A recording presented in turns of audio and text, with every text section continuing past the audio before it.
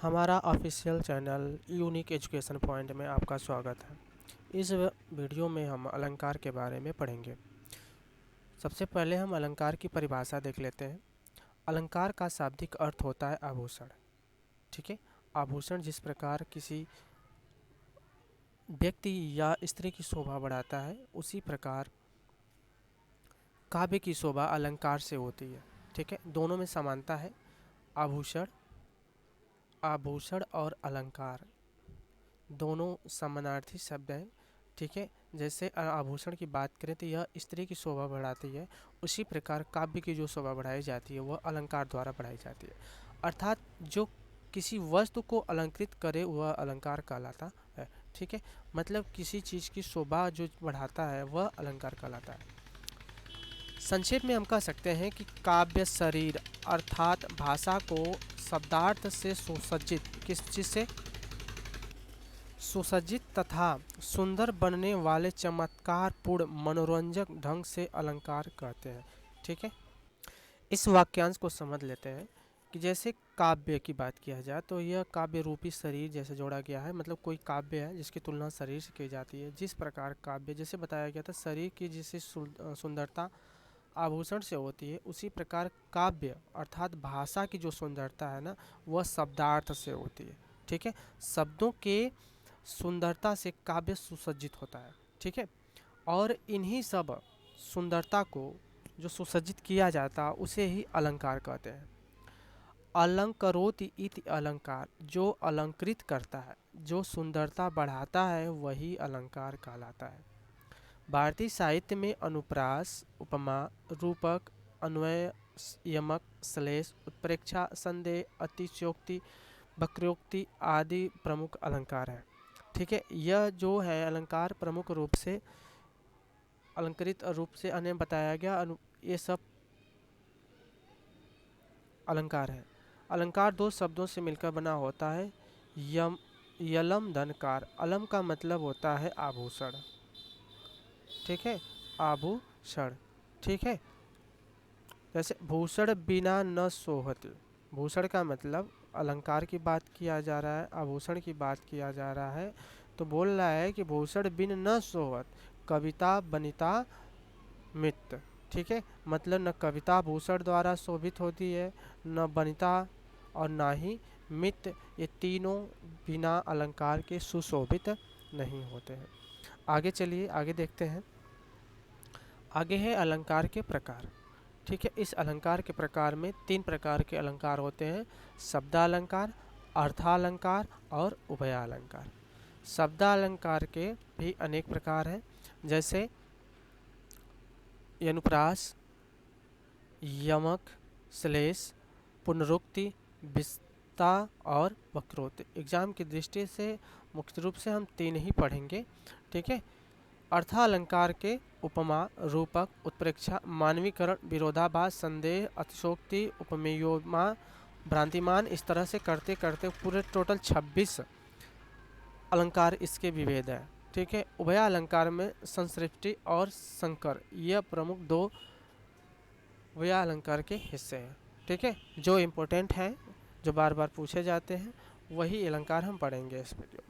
सबसे पहले चलते हैं अनुप्रास अलंकार। ठीक है, परिभाषा के हिसाब से देखते हैं तो अनुप्रास अलंकार वर्णों की आवृत्ति से, मतलब वर्ण की बात किया रहा है। कोई वर्ण जैसे स है बार बार रिपीट होगा, र है वह बार बार रिपीट होगा।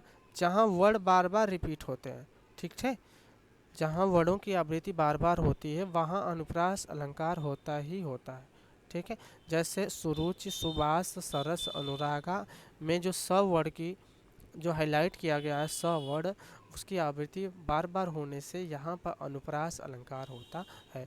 एक और उदाहरण देखिए, चारु चंद्र की चंचल किरण, चारु चंद्र की चंचल किरण, इस लाइन में च जो शब्द है तीन बार मतलब बार बार आया है, इस वजह से यहाँ च वर्ण की आवृत्ति बार बार होने से अनुप्रास अलंकार है। ठीक है, इस तरह से आप वर्णों की आवृत्ति को देख करके पहचान सकते हैं कि अनुप्रास अलंकार है या नहीं। आगे चलते हैं तो आगे है यमक अलंकार। यमक अलंकार में देखेंगे कि यमक अलंकार जिसमें यमक शब्द है ना, इसका जो मतलब होता है, यमक का मतलब होता है युग्म, मतलब जोड़ा, युग्म या जोड़ा, इसका यह मतलब होता है। यमक में एक शब्द की दो या दो से अधिक बार आवृत्ति होती है, मतलब कोई एक शब्द है वह दो बार आएगा। इस चीज़ को याद रखिए। पहली बात तो यमक अलंकार में एक शब्द दो बार आएगा। एक शब्द कितनी बार आएगा? दो बार आएगा, और अर्थ भिन्न भिन्न होते हैं। ठीक है, देखिए यहाँ पर यह कहानी है, यहाँ पर भी कहानी है। ठीक है, एक शब्द दो बार आया है ना, और इन दोनों का मतलब अलग अलग होगा। ठीक है, इन दोनों का मतलब अलग अलग होगा। यहाँ इसी वजह से यहाँ पर अमक अलंकार, जैसे यहाँ पर वह बांसुरी की धुन कानी परे, कुल कानी हियो तजी भांति है। कहा गया है कि यहाँ पर जो कानी शब्द है, ठीक है, यहाँ पर जो कानी शब्द है इसकी आवृत्ति दो बार हुई है, मतलब एक या दो, एक से अधिक बार आवृत्ति होती है, तथा उनके प्रत्येक की जो मतलब है, जो अर्थ है, इसका पहले कहानी का मतलब है कान और दूसरे कहानी का मतलब है मर्यादा। ठीक है, यहाँ पर इस कहानी के दो बार प्रयोग होने से और दो अर्थ निकलने की वजह से यहाँ पर यमक अलंकार होगा। ठीक है, फिर से समझ लेते हैं। पहले इस वाक्यांश का हम अर्थ निकाल लेते हैं कि वह बांसुरी की धुन कानी परे। कह रहा है कि भगवान विष्णु जब बांसुरी की धुन बजाते थे, जैसे ही वह धुन कान में पड़ती थी, कान, देखिए यहाँ पर कान परे मतलब कान में पड़ते थे। कुल कानी हियो तजी भांति है, जैसे ही पड़ती थी तो उस समय जो कुल की मर्यादा होती थी, मर्यादा यहाँ कहानी की बात है, मर्यादा। ठीक है, और वो सब क्या होती थी? भूल जाती थी, तजा जाती थी, छोड़ दिया जाता था। ठीक है, इस प्रकार यह एक शब्द के दो अर्थ होने की वजह से यमक अलंकार है। आगे चलते हैं यमक अलंकार के। यहाँ पर यमक नहीं, यहाँ पर श्लेष अलंकार है, यह श्लेष अलंकार है। ठीक है, श्लेष अलंकार में एक शब्द से अधिक अर्थों का बोध होता है। शब्द तो एक ही होगा। यहाँ पर देखिए यमक अलंकार में क्या था कि एक शब्द दो बार आता था, लेकिन ये श्लेष अलंकार में क्या होगा कि एक शब्द एक ही बार होगा, लेकिन उसके अनेक अर्थ होंगे, अनेक अर्थ। ठीक है, जैसे माया महा ठगनी हम जानी, तिरगुन फांस लिए कर डोले, बोले माधुरी बानी। यहाँ पर माया महा ठगनी, माया की बात किया जाए, मोह माया जो होती है उसकी बात किया जा रहा है कि वह ऐसी ठगनी है जो क्या करती है कि तिरगुन, तिरगुन के अंतर्गत क्या क्या आते हैं? रज सत तम नामक तीन गुण, रज सत तम, ये तीन गुण को क्या करती है? ठग लेती है, फांस लेती है। ठीक है, अपने अंदर मोमाया में जकड़ लेती है। इस त्रिगुण का तीन अर्थ निकलता है। ठीक है, आगे चलते हैं अर्थालंकार। ठीक है, अर्थालंकार में इसके पहले जो तीन अलंकार आप पढ़े थे वह शब्दा अलंकार के भेद थे। अब अर्थालंकार में देखेंगे उपमा अलंकार के बाद। इसमें तीन शब्द बार बार प्रयोग होंगे। उपमा में तीन शब्द बार बार प्रयोग होंगे। पहला क्या है? उपमेय, उपमेय, उपमान और समान धर्म, समान धर्म, ये तीन शब्द बार बार आपको देखने को मिलेंगे। जिसमें उपमेय का मतलब होता है जो तुलना, जिसकी तुलना की जा रही है, जिसकी, चलिए हम आगे, जिसकी तुलना हो रही है। ठीक है, और उपमान का मतलब होता है जिससे तुलना हो रही है, जिससे तुलना हो रही है। समान धर्म का मतलब होता है कि इन उपमेय और उपमान के बीच में कौन सा गुण है। ठीक है, उस गुण की बात करेगा। यहाँ पर बोला है उपमा में, बोले तो जो उपमा शब्द है उसका मतलब है तुलना करना। उपमा शब्द का मतलब तुलना करना। यह चीज़ आप ध्यान रखिएगा, इससे परिभाषा आसान बन जाएगी। ठीक है, या समानता उपमा में उपमेय की तुलना उपमान से गुण धर्म एवं क्रिया के आधार पर की जाती है। बता दोनों में तुलना की जाएगी, किसमें? उपमेय की तुलना उपमान से। देखिए यह जो लाइन है आप इसको याद देख लीजिए ध्यान से कि उपमेय की जो तुलना है वह उपमान से की जाएगी। ठीक है, उपमेय की तुलना उपमान से की जाएगी। किस आधार पे की जाएगी? गुण के आधार पे, धर्म के आधार पे और क्रिया के आधार पे उपमेय की तुलना उपमान से की जाएगी।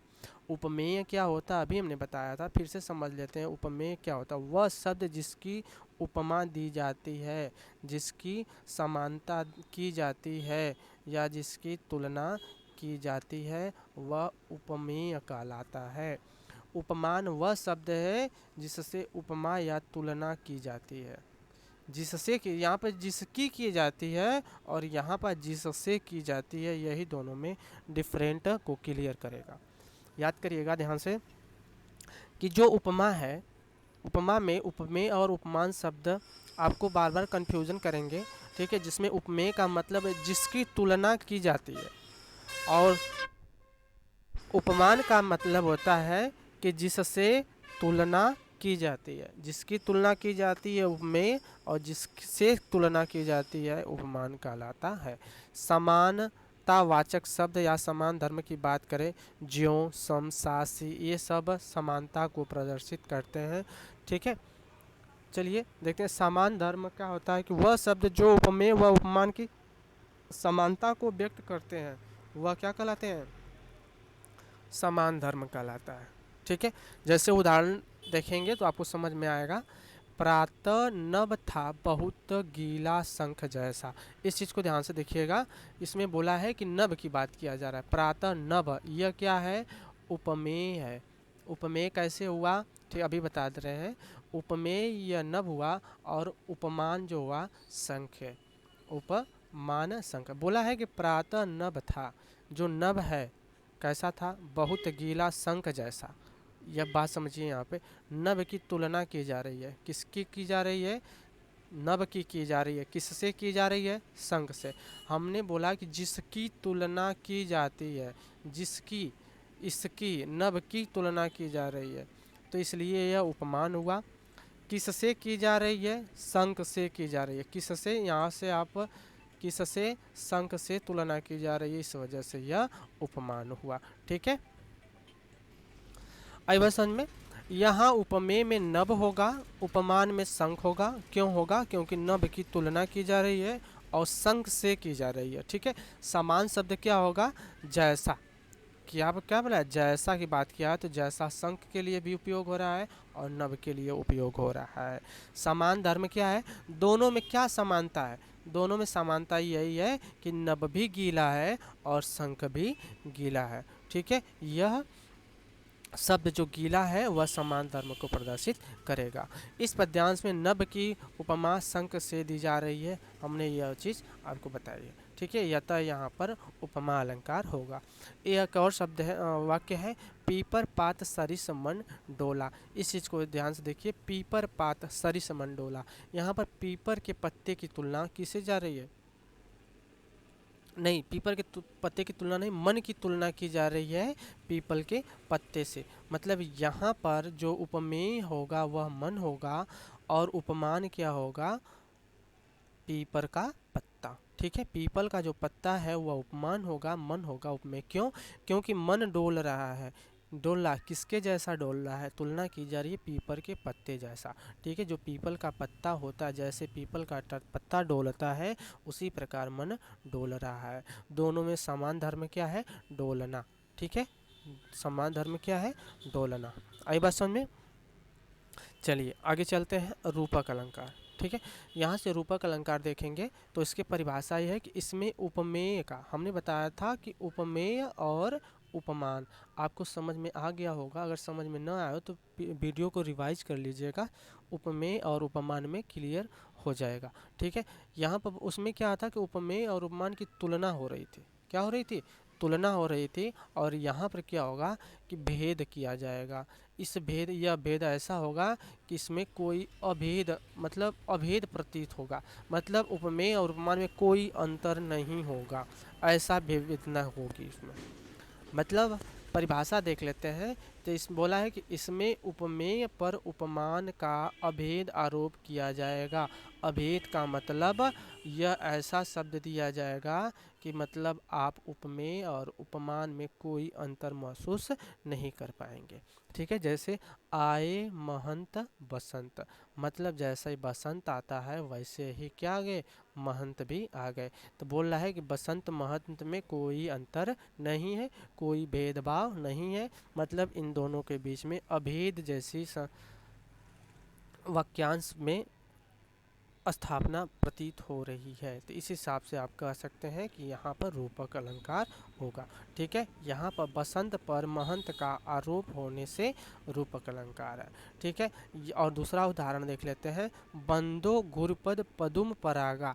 ठीक है, यहाँ पर जो है ना, जो गुरुपद है, गुरुपद मतलब गुरु का चरण, गुरु का चरण जो है ना वह किसके समान, पदुम, पदुम के समान है, कमल के समान है। मतलब कह सकते हैं कि जो गुरु का पैर है, जो चरण है वह कमल जैसा है, मतलब कमल और चरण में कोई भेद नहीं है, मतलब अभेद है, दोनों में कोई अंतर नहीं है, कोई भेद नहीं है। जहाँ पर भेद का अभाव होता है, मतलब अभेद प्रतीत होता है, वहाँ पर रूपक अलंकार पाया जाता है। ठीक है, जैसे चरण कमल बंदो हरिराई, तीसरा उदाहरण में देख लें, चरण कमल बंदो हरिराई। यहाँ पर बोला चरण जो है ना कमल के समान है, मतलब चरण की तुलना कमल से की जा रही है, अर्थात कमल और चरण में दोनों में कोई भेद नहीं है। मतलब यहाँ पर भी ऐसी स्थिति प्रतीत हो रही है जहाँ पर चरण और कमल दोनों की स्थिति एक जैसी प्रतीत हो रही है, इस वजह से यहाँ पर रूपक अलंकार है। ठीक है, आगे चलते हैं उत्प्रेक्षा अलंकार। ठीक है, उत्प्रेक्षा अलंकार देखेंगे तो यहाँ पर उपमेय में उपमान की संभावना की जाएगी।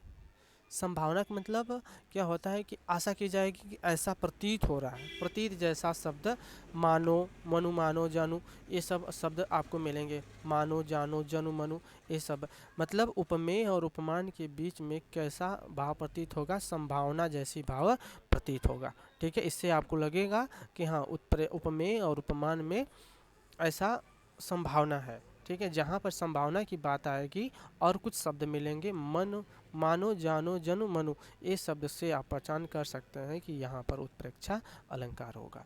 उदाहरण के लिए, सोहत ओढ़े पीत पट श्याम सलोने गाथ, मनु नीलमणि शैल पर आतप प्रयो प्रताप प्रभात। ठीक है, बोलो देखिए यहाँ पर हमने बोला था कि मानो, जानो, जनु, मनु, मनु, देखिए यहाँ पर एक शब्द आ गया मनु। ठीक है, इससे भी आप पता कर सकते हैं कि यहाँ पर कौन सा अलंकार है, यहाँ पर उत्प्रेक्षा अलंकार है। ठीक है, कैसे, नीलमणि शैल पर आतप प्रयोग प्रभात, इस शब्द को हम पहले वाक्यांश में बदल करके उसका अर्थ निकालेंगे। जैसे कहा कि सोहत ओढ़े पीठ पर, मतलब भगवान श्री कृष्ण जब पीले वस्त्र को धारण करते हैं। ठीक है, पीले वस्त्र को जब धारण करते हैं, और गया है नीलमणि शैल पर, जैसे नीलमणि जो शैल है, पर्वत है, उस पर ऐसा लग रहा है कि जैसे सूर्य की सुबह की पहली किरण चमकती हुई प्रतीत हो रही है। अर्थात बोला गया है कि श्री कृष्ण के श्यामल शरीर पर पीला वस्त्र ऐसा लग रहा है जैसे नीले पर्वत पर सुबह प्रभात काल की धूप शोभा पा रही है। मतलब यहाँ पर क्या हो रहा है कि जो पीत पट है उसकी संभावना की जा रही है। तो ठीक है, संभावना प्रतीत हो रही है, यहाँ पर प्रतीत की बात किया जा रहा है कि पीले जो वस्त्र है इसकी संभावना कैसी हो रही है, जैसे नीले पर्वत पर सूर्य की पहली किरण आ रही है। ठीक है, इस वजह से यहाँ पर उत्प्रेक्षा अलंकार। आगे चलते हैं अतिशयोक्ति अलंकार के बारे में। जब किसी की अत्यंत प्रशंसा करते हुए बहुत बढ़ा चढ़ा करके बात किया जाए तो वहाँ पर अतिशयोक्ति अलंकार होती है। इस अलंकार को आप आसानी से पहचान कर सकते हैं। हनुमान की पूंछ में लगन न पाई आग, मतलब आग लग नहीं पाई, अभी आग लग ही नहीं पाई थी कि लंका सगरी जर गई। आग भी नहीं लगी और जर गई। क्या जर गई? लंका जर गई।